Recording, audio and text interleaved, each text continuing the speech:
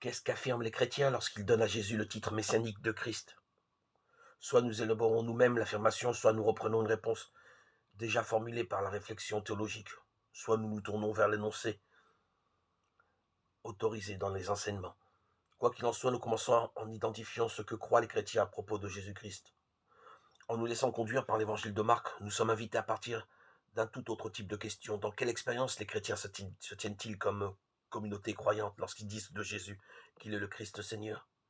Qu'est-ce qui les dynamise comme croyants quand ils mènent leur vie en relation avec Jésus le Christ Seigneur?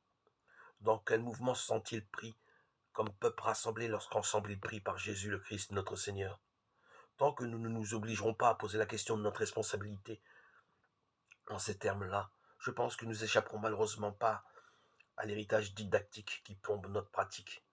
L'évangile de Marc nous fait prendre conscience de ce changement de posture à propos de l'évangile de Jésus-Christ. Marc 1.1. Mais on peut évidemment l'élargir à d'autres éléments structurels de la foi.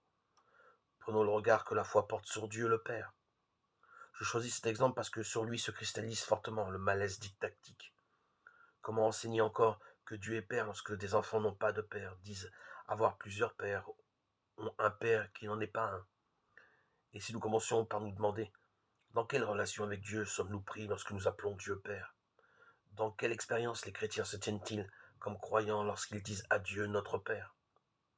Ce déplacement me semble tout particulièrement urgent à faire lorsque nous entrons dans le champ de la foi, héritier d'une démarche qui, par d'idées et de définitions, nous cherchons généralement à enseigner le sens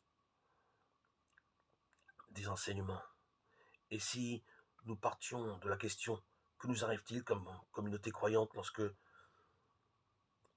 nous célébrons un sacrement, dans l'expérience de quel don bienfaisant nous plonge la célébration de ce sacrement, tel que le baptême? Peut-être contribuerons-nous ainsi à ce que des hommes et des femmes arrivent de nouveau à donner à ce sacrement du baptême une place dans leur vie croyante.